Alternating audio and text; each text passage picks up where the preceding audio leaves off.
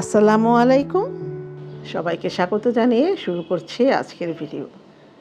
আজকের ভিডিওটিতে আপনারা দেখতে পারবেন কিভাবে একটি নতুন আরাশি শিবরি টাইডাই আমি তৈরি করছি, এবং আরও দেখতে পারবেন কিভাবে আমরা ভেট রং তৈরি করি। আসলে পুরো প্রসেসটি দেখাতে গেলে ভিডিও অনেক বড় হয়ে যায়, তারপরে আজকে আমি চেষ্টা করেছি খুব সংক্ষেপে এই বিষয়টি দেখাতে। তো আমার সাথেই থাকুন ফার্স্ট টু লাস্ট, আর দেখুন এখানে আমি কিভাবে এই ডিজাইনটি করছি। সাধারণত আরাশি শিবরি টাইডাইয়ের অনেকগুলি ভিডিও আছে আমার চ্যানেলে, আপনারা ওখান থেকে দেখে নিতে পারেন। তারপর এটি সহজ পদ্ধতি, যেমন ধরেন এই যে একটা কাপড় নিয়েছি আমি, তো এভাবে করে 2-3টা পাইপ দিয়েও আপনারা করতে পারেন। তো আজকে শুধুই আমার লাগছে কাপড়, তারপরে পাইপ যে কোনো সাইজের, ছোট চিকন মোটা সাইজ, তারপরে সুই সুতা লাগবে, আর ভেট রং দিয়ে আজকে আমি এই কাজটা করব। তো এখানে একটা কুশন কাভারের জন্যই আমি দেখাচ্ছি ছোট করে। তো দেখুন যে পাইপটা মেপে আমরা এরকম দাগ দিয়ে নিব। যে পাইপটা যখন মেপে দাগ দিয়ে নিয়ে তারপরে সেলাই করব, সেলাই করে আমরা এই আরাশি শিবরি টাইডাইটা করব।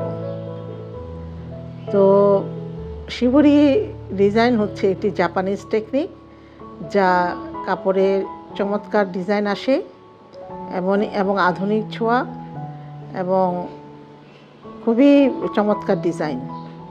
আমি ব্যক্তিগতভাবে আসলে এই শিবরি টাইডাইগুলি আমার খুব ভালো লাগে, কারণ গতানুগতিক ডিজাইন তো সবাই আমরা ব্যবহার করি, পরি, কিন্তু আমরা যদি একটু ডিফারেন্ট টাইপের কাজ করি বা বাটিকের মধ্যে করি ডিজাইনগুলি, তাহলে কিন্তু দেখতে অনেক ভালো লাগবে। তো এই যে দেখুন আমরা কিন্তু সেলাই করে নিয়েছি পাইপের মাপ দিয়ে। এখন খুব সহজেই এটাকে আমরা এই যে কুচকিয়ে ফেলতে পারবো এবং ভাঁজ চলে যাবে। যখন সুতাটা ধরে আমরা টান দিব, দিলেই কিন্তু খুব সহজ। এখানে কোনো মানে নষ্ট হওয়ার কোনো সুযোগ নেই এইভাবে এই প্রসেসিংয়ে যদি করেন আপনারা কাজটা। তো যে কোনো কিছুতেই আমরা এইভাবে করতে পারি। তো আশা রাখছি আপনাদের খুব ভালো লাগবে। তো দেখতে থাকুন, পরবর্তী অংশে থাকবে আমরা যে ভেট রং কীভাবে তৈরি করছি, কতটুকু রং দিয়েছি, কতটুকু কাপড়। আর আমার ভিডিওটি যদি আপনাদের ভালো লাগে অবশ্যই সাবস্ক্রাইব করবেন এবং লাইক কমেন্ট করে আমার সাথে থাকবেন, এবং ফ্রেন্ডস এবং ফ্যামিলির সাথে শেয়ার করবেন অবশ্যই। আর আমার এই ভিডিওটি যদি ফেসবুকে দেখতে চান অবশ্যই আমার চ্যানেলের নামে ফলো করে রাখবেন, ওখানে আপনারা নোটিফিকেশন চলে আসবে এবং আমার এই ভিডিওগুলি ফেসবুকেও দেখতে পারবেন। তো আমার সাথেই থাকুন।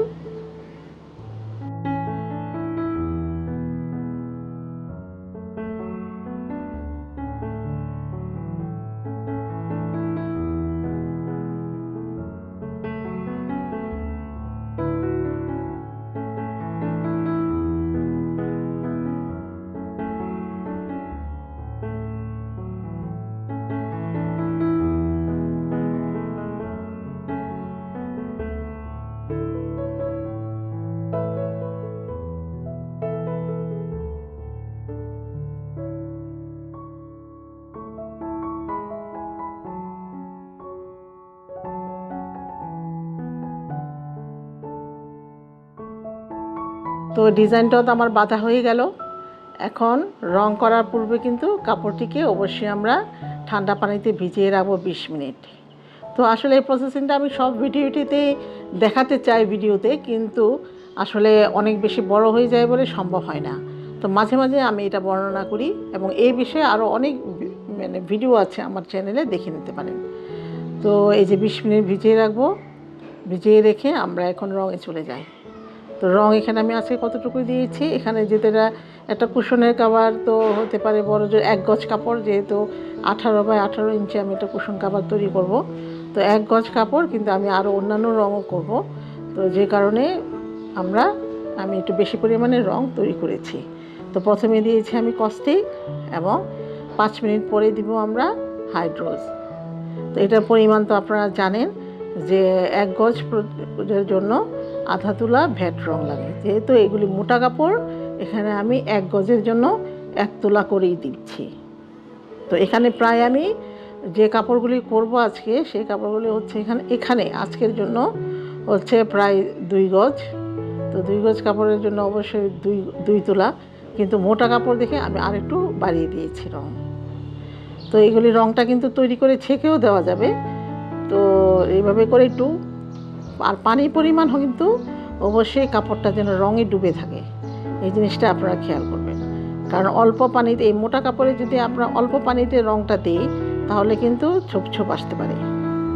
তো পানির পরিমাণও বেশি হবে, রঙের পরিমাণও বেশি হবে। তো এইভাবে করে দিয়ে প্রায় 30 মিনিট রাখবো আমরা, কারণ যেহেতু মোটা কাপড়। 30 মিনিট রঙে ডুবিয়ে রেখে আমরা এটা ভালোভাবে ধুয়ে নেব। ধোয়ার পরে খুব ঠান্ডা পানিতে ধুয়ে নিব। তো এই যে দেখুন কি চমৎকার ডিজাইন এসেছে। তো আমার সাথেই থাকুন, আর আশা রাখছি আপনাদের ভালো লাগবে আজকের ভিডিও। আর এই ভিডিও সম্পর্কে যদি আপনাদের প্রশ্ন থাকে অবশ্যই আমাকে কমেন্টে জানাবেন, এবং আপনাদের কেমন লেগেছে ডিজাইনটি সেটাও আমাকে কমেন্ট করে জানাবেন। তো ধন্যবাদ সবাইকে। আসসালামু আলাইকুম।